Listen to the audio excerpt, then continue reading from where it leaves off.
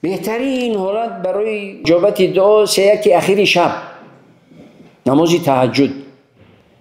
حالا شوهر نامناسب دارید، زنی نامناسب، فرزندی نالایق دارید، همسایه مضر ضرر آور دارید، هر کسی هست، یا دشمنی دارید همیشه پیش پایتون میدید یا که ضررت میرسونه، نمیشه طهارت کن، خیز جای نماز، بالای نماز، رکعت نماز نفل، نماز تهجد بخوان.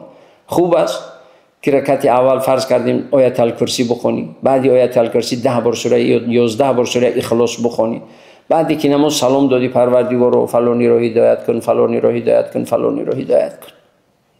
بهترین حالت و اجابت، جای اجابت دعا این چی هست؟ یعنی سه اخیر شب، یعنی نماز تهجد اخیر شب، سه اخیر شب پیش از صبح صادق.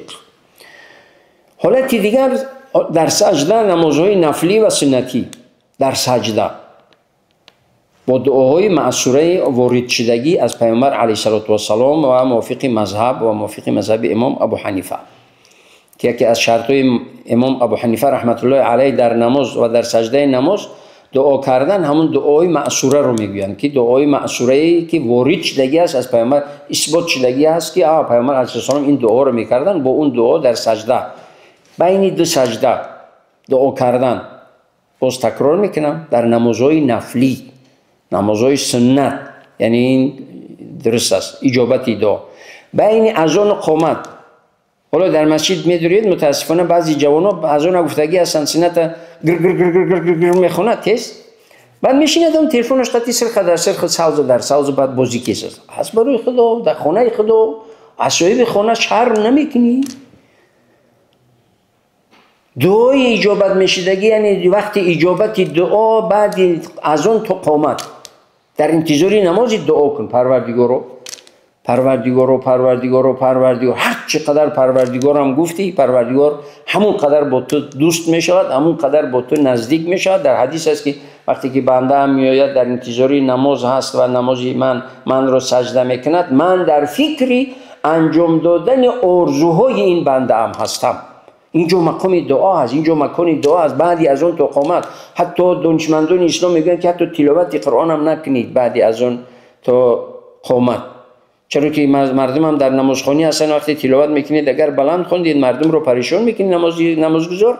این یک سبب دیگرش وقتی اجابت دعا است، دعا کن، دست بردار دعا کن.